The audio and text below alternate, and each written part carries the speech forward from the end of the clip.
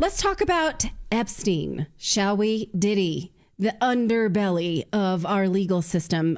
So on Monday, Virginia Giuffre, she's a prominent accuser of Jeffrey Epstein and Prince Andrews. She claimed on Instagram that she was involved in a severe car accident in Australia, resulting in kidney failure and a prognosis of just 4 days to live. You know who she is. She's famous from this photo with Prince Andrew and Ghislaine Maxwell in the background.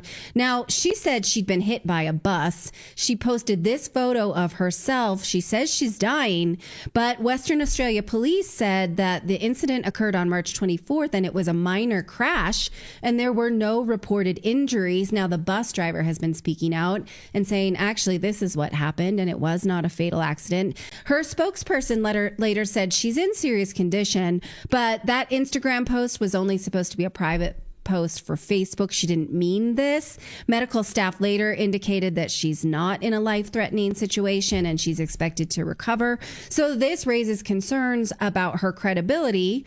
Or was this supposed to raise concerns about her credibility? What are we to make of this? Lionel from the Lionel Nation YouTube channel has been following this Epstein case, and he joins us to discuss. So what do you make of this now, her as a main accuser? Well, a couple of things. First of all, you said that someone said this wasn't meant to go on Instagram. It was meant for Facebook. Excuse me. What the hell does that mean? Who cares? The issue is, did this or did this not happen? That was your answer? Oh, it was meant for Facebook. Oh, okay. Well, like her private Facebook account, not for public Instagram.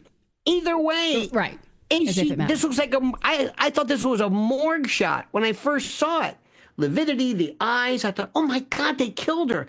And I said, no, she's in a hospital. Check out the picture again. Now, here she is, minutes away, days away from death. She's in extremis. She's got a necklace on. She's got earrings on. She's got her long hair. She's wearing a camisole. She has her left breast kind of smooched up. Now, first of all, she has, I think, a sticker or something for some kind of telemetry or monitoring. Everybody that I've ever talked to says, if you're in the hospital, you are days away. First of all, you're going to have nothing on that can get in the way if they have to intubate or take you to the hospital. You put the gown on, and the gown's not to embarrass you anymore. It's to get to you right away. This is ridiculous. That's number one. Number two, if you read this, remember, ostensibly was written by her. She writes this in an almost jaunty style. All right. She starts off. She says, "Well, let me tell you something. This has been one hell of a year, and let me tell you, if you've been hit going 110," she says, kilometers. It doesn't matter whether you're in a tin can or whatever. Oh, and by the way, and then she slides into, and I've got 4 days. I've got renal kidney failure, which is a bit redundant, and they switch me anyway. Goodbye, cruel world. I want to kiss my babies. Thanks, everybody. All right, buddy. Thank you. Good night. I'll see you. It is the most bizarre. And I'm thinking, wait a minute. Who did somebody get her? This is the most important person in the most important criminal case that has just been rekindled, revitalized by virtue of Pam Bondi doing I don't know what. They have these files that I guess we forgot about that. Remember, Cash said, and I'm going to make sure that we take all those boxes. By gum. Well, we don't know what happened. And when they looked into this, nobody had any record of who she was, where she was. And what got me the most was the complete and total disinterest on the part of the media. They didn't even care. It's like, wait, is she alive? Did somebody put her up to it? Is she in some not safe house, but is she alive? Is she? The amount of inaction at every level of the media astounded me. Absolutely astounded me. Yeah. So the mainstream media is not interested in whether she lives or dies, just like they were not interested in the details of Epstein killing himself, right? And so they've got a narrative and they're fine. But it's important to talk about her credibility as a witness, obviously, even though she settled most of her cases. Could you surmise, could you surmise she's a damaged person for what has happened to her? Damaged in terms of credibility, or damaged mentally, socially, spiritually? Yes, the second. She's a whack job, no matter what she said. I don't even think her kid. Listen, she's estranged from her husband. I don't think her kids are with her. I don't know what she's doing in Australia. I don't know any of this stuff. Remember, this is a woman who claimed that Alan Dershowitz had been involved with this, and then said, you know what? I think I made a mistake. I don't know about you, but there are very few people who look or sound like Alan Dershowitz. But now, I'm not suggesting it happened or anything like that. But what? I mean, you mistaken identity? Listen, you can change your mind. And again, I'm not suggesting it happened. So her credibility was weird to begin with. Remember all those cross claims? Remember Dershowitz sued boys sued Dershowitz. They were back and forth, and you did this and you didn't. And that just kind of went away. And but here's the thing which I wonder about. When Pam Bondi said, we're going to bring this forward, there was a theoretical possibility that these cases might be revived, that maybe there is a victim who never settled, who never disposed of their case.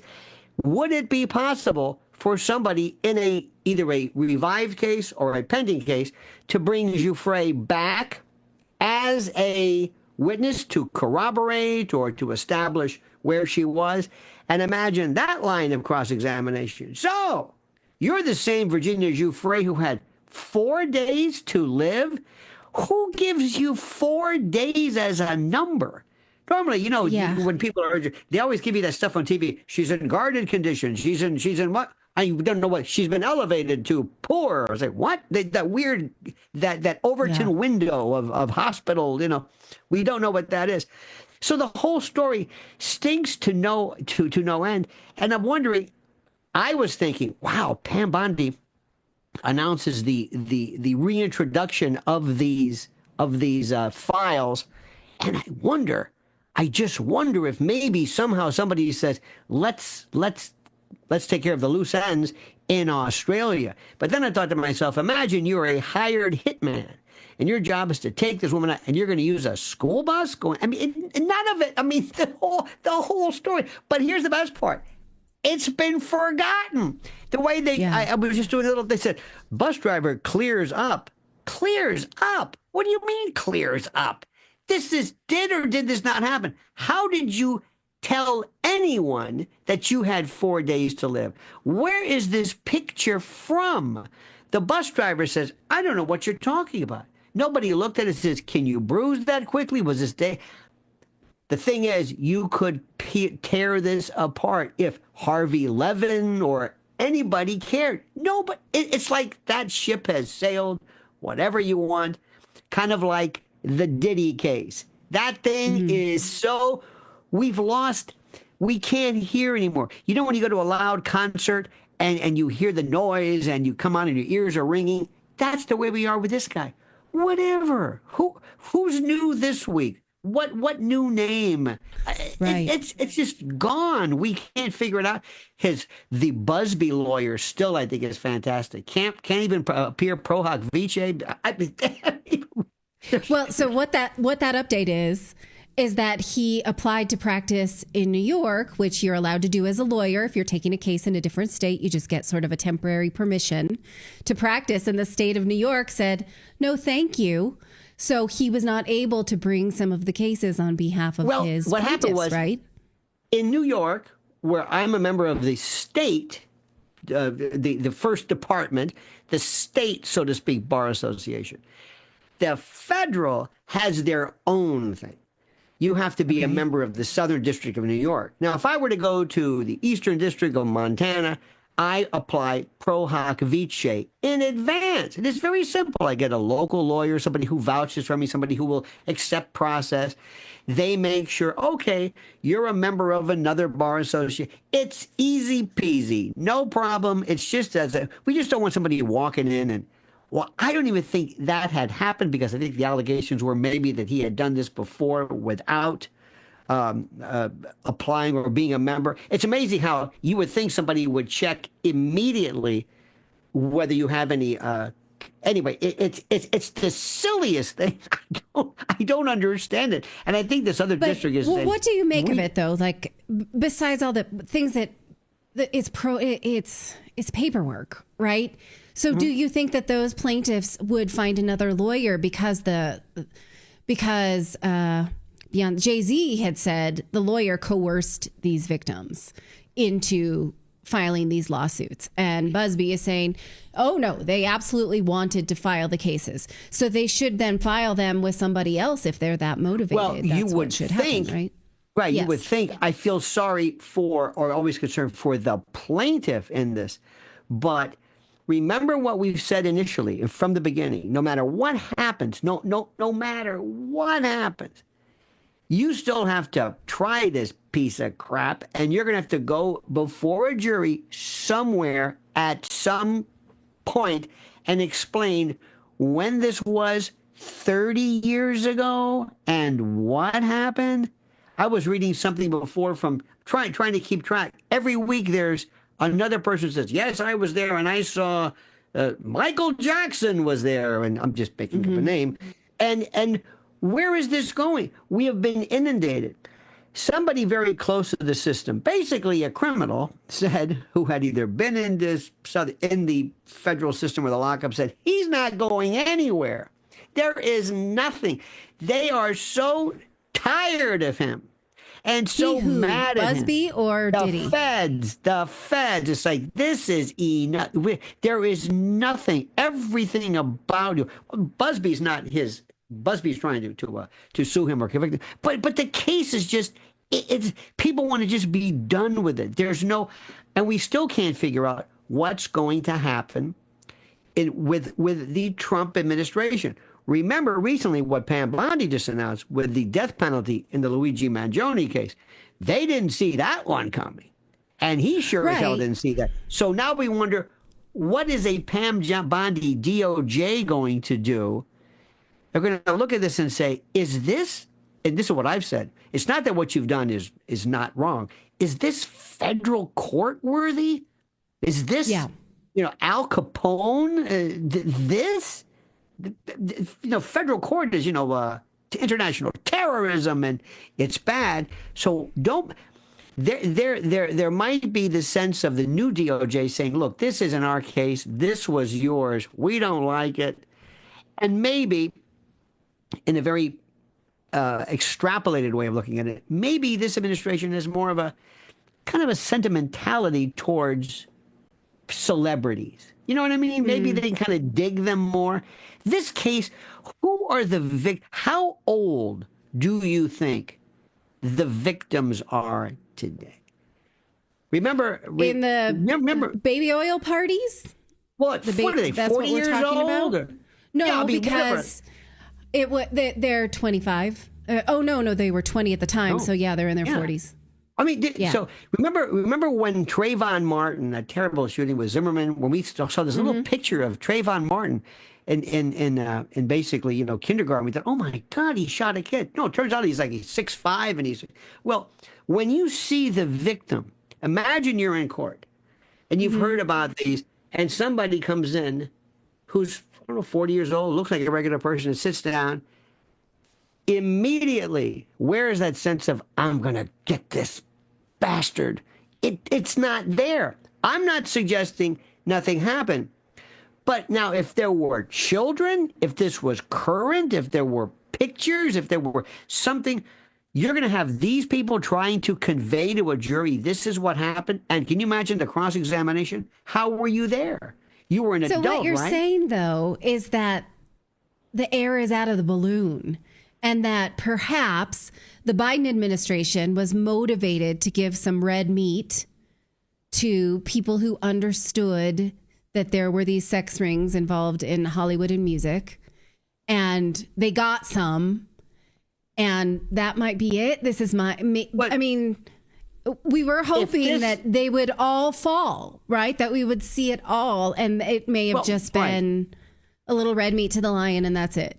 If this was a state case, I would say I would say I understand completely. It happened in Hollywood. Yeah. But federal, And they got him. Remember when they got Diddy at the hotel on 57th Street, and they went. And I'm thinking, wait a minute, what are we doing this? Why he's sitting there with Sam Bankman-Fried? He's with terrorists and Diddy. Now I'm not trying to minimize it, but the same thing is when you have drug dealing. If you have somebody who's doing nickel and dime bags, you're never going to see that in federal court. You're going to see big volumes. I never understood this one. And what's happening is that we are so inundated, we are so habituated, we're so deafened by all of the people who apparently were involved in this. There's no sense of anger or, we're going to get these guys. Let me tell you something. We haven't seen Diddy in a while. Have you seen pictures of him? He's got white hair and he doesn't have his diet. He doesn't look, from what I'm hearing, he doesn't look anything like he used to. And if there is a jury who looks at him and you see somebody who looks like, who's this? What happened to, because if you thought you were going to get into the deep, the underbelly of Hollywood and the Jay-Z. Yes, I did. There's no Jay-Z there. You're going to see a guy who looks like Bill Cosby or something who sits down there and go, who's that? That's Jay-Z. That's Jay-Z? Who's this one? Well, she was 25 years old. One of the things I'm sorry to say, and I want people to understand this, and this is terrible. If you can't prove a case, it doesn't mean the case didn't happen. It just means that somebody's not going to be found guilty. There are some cases, as you know, that you just, for whatever reason, it's hard to explain or there's no oomph there. But this did something, I think, to really affect and to taint and to affect and contaminate the way we look at celebrity cases like this. Because people are going to be saying, and you know this, is this another Diddy case? Is this another Diddy case? Are we? Where are we going? All these people are saying, oh, come on. And I'll tell you, Jay-Z's lawyer, Spiro, just got the case dismissed against the New York mayor. Remember his case? Yeah. He did that. He did Alec Baldwin. He represented Elon. This guy's on a roll. So he is, do you know what he did? The guy.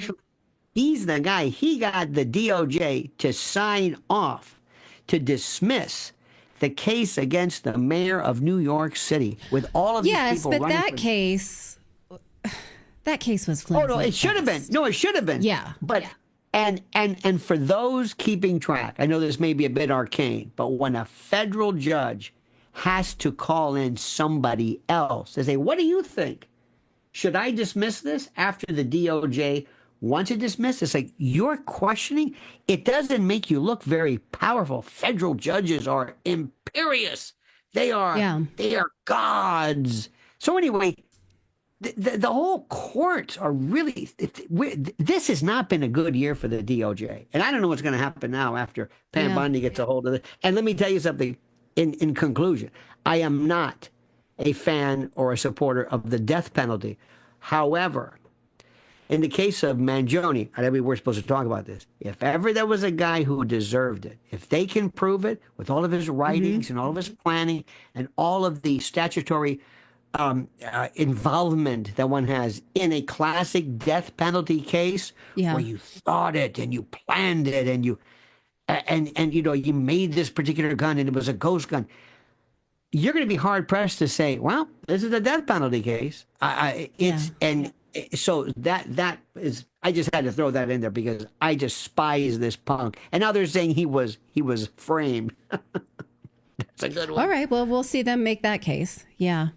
All right. Well, I'm annoyed because, I want more. I want to see a domino effect inside of Hollywood for, all the evil that we know goes there. But you know where you're going to see it? This might. I don't know if we have any time. Yeah. You know where we're going to see it? When they cut the USAID money. Now that wasn't. We'll just use that as a short-term, shortcut version of this. When Elon realized this, the money that was going to all of these people, we will never know. Have you ever noticed why the number of folks, the number of parents in Hollywood had this inordinate number of transgender kids? Oh yeah. I don't know about you. I don't know any transgender kids. I'm in New York. I can stand in a corner and anything you want will walk by. Vikings, any kind of, but we don't have that. Yet in Hollywood, go down the list, 10, 12, they have multiple transgender kids. Yeah. Don't be surprised if we find out one day that they were people kind of on the balls of their arse who basically took a payout to take little Johnny and kind of push it along. And now that you don't have that, oh, you think I'm kidding? You think I'm? Wait till you see. Okay. Explain to me. Explain. Yeah. Well, how do you explain all these people like the Alec Baldwins and the Carl Reiners and the De Niros who were basically really not that popular, who were put out there to be the most vociferous against Trump, and now all of a sudden that gravy train's gone. Don't be surprised if people. I'm following you. Never thought of that, but I'm with you. Sure. These people are evil. No, these people are and their kids are. Let me tell you something. If you have nothing, and you have a child who might, I don't know, show up for a penny, and this one's daughter has it, and whoever's, I can't go. Charlize Theron, and go down the list, and you think to yourself, little Timmy is acting. How much did they get for that? Maybe not the full surgery. Oh, I wouldn't put it past them at all. Not at all. But there's no more money there. That's been cut. See ya. What happens now? Yeah, I get what you're saying. All right. Well, this is what you can expect from the Lionel Nation YouTube channel. Thank you for this, Lionel. I really appreciate it. And sorry we ran. Yeah, we ran a little late today. So thank you for sticking around. And it's always good to see you. Indeed. Thank you.